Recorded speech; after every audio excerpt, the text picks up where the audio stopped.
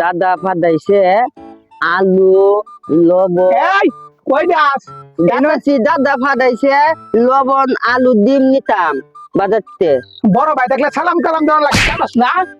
তুমি মালতে আমালে কি না তো তেতা কি পারবে? ডিম আলু আর লবণ আনতাম দাদা ফাদাইছে। কই যাস গেন কারো তুই তোর কথা আছে।